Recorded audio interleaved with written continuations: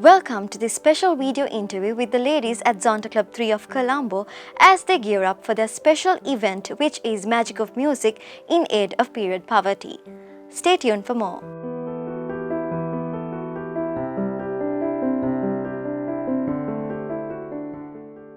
Hello ladies, how are you all doing today? Very well. Thank you. Okay, it's a pleasure to have you all here. So my first question is to Ifeth. Can you tell us what Zonta is all about? Okay, that's a big question. Anyway, so Zonta is a leading organization of individuals who come together worldwide working together rather, to bring a better tomorrow for the women and the girl child. So we are about 27,000 members in the world in 62 countries and about 1,300 odd clubs.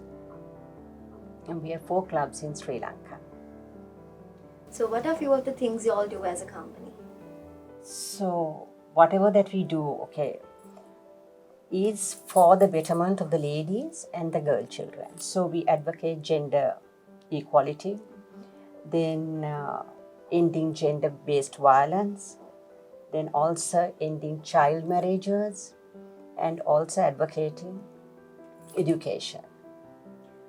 Alright, my next question is for you, Zahara. Can you tell us a little bit about the inspiration behind Magic of Music?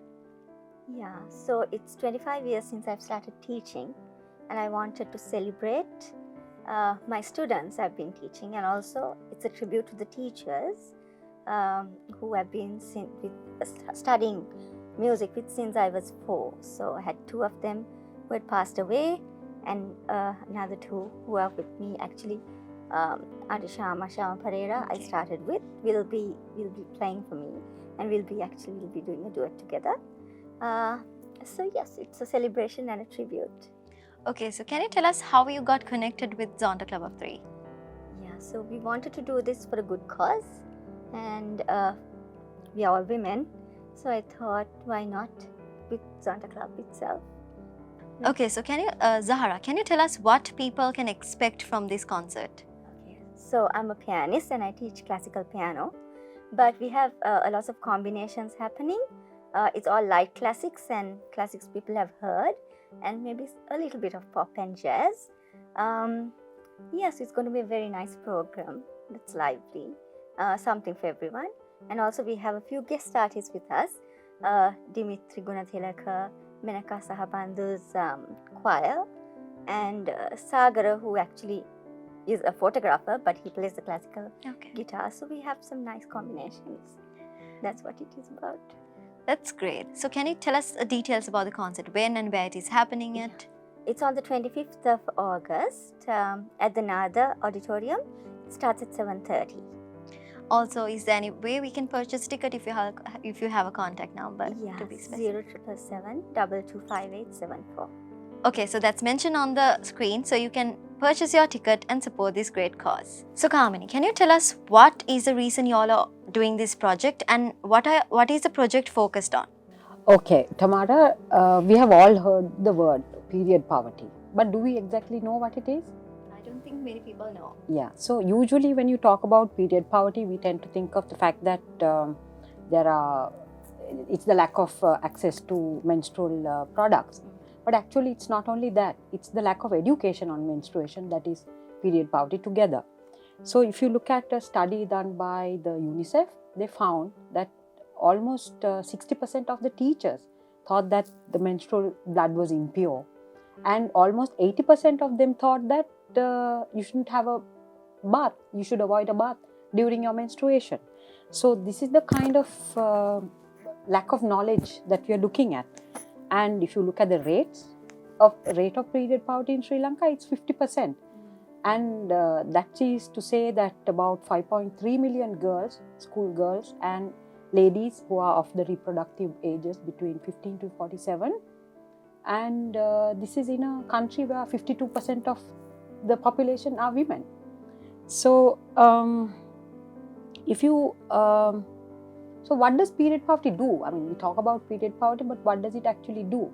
So for one thing, it heightens the absenteeism of girls from school, and this is on a regular basis for a few days a month, and this stops you from getting a quality education similar to a boy would have, and also it sort of takes away your right to education when this goes on and on for many years.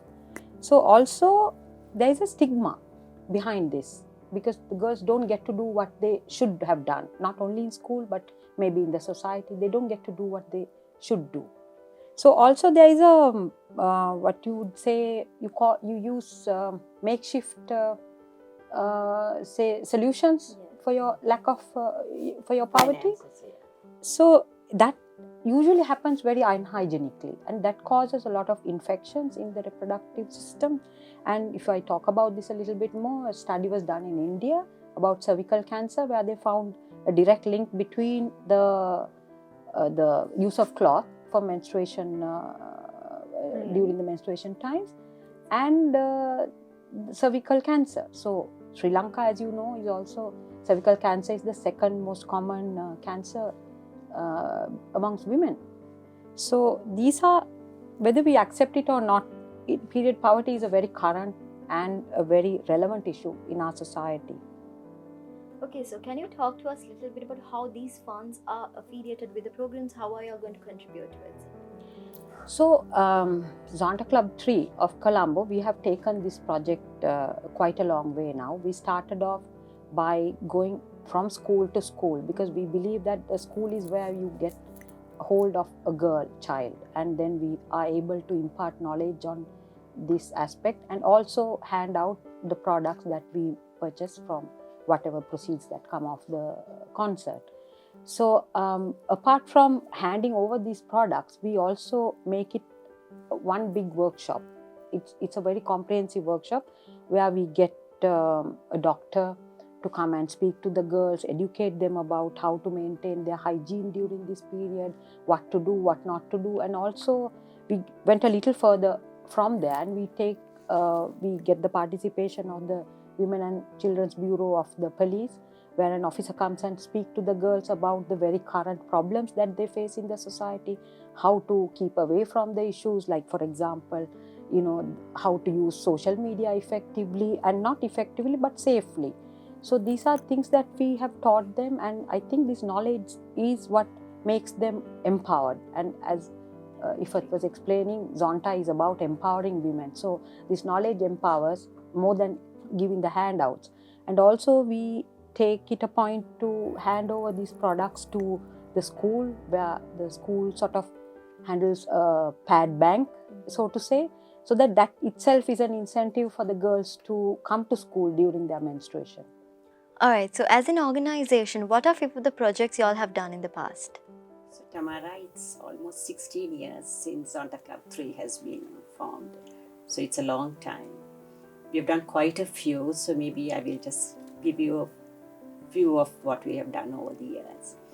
So one of the projects that we did mentoring, because we want to empower the girls, right? So we took for about a few years, about 15-20 girls were sourced out from government universities, local, and we did a 1 year of training for them on their presentation, in grooming them, then got them attached to companies where they could go and see what real corporate life is all about, so that once they come out, they are already sort of geared to enter their professional world. So we did that for a couple of years. Then of course we also did livelihood projects in the north and the east areas, where we had sort of got together, I think about 15-20 ladies for each session, taught them to stitch, giving them machines, fabric, all that is necessary, so that they can do all that, and also sort of teaching them, getting a coach to go up there to those areas, teach them how to stitch, which would be sort of saleable. And then we bring them to Colombo, making bags, cushion covers, which is still on. and we sort of put it in pop-up stores and we get them sold and give them back the money. Then we did a lot of sanitation and water projects as well, especially in the remote areas. Getting them lines, of course, it was tied up with another organization, but at least to get water to their homes. We also sourced where there are only ladies, and some, I remember there was to be old grandmothers who have lost the mother and the father, so with the grandchildren. So houses like that. Then built toilets, quite a few, especially after the war, all those things, which had got damaged. Then, of course, towards to the bigger picture, we do a lot of beach cleanups now. We have done about 3 or 4 projects. We finished one last week as well, Okay, that's lovely. the Himalaya areas. So working towards the global warming and things like that.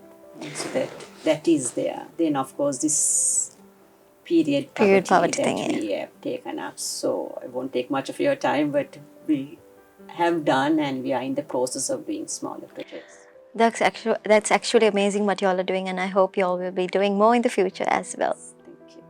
So my last question for you is there any message you want to give out to the audience who's watching this?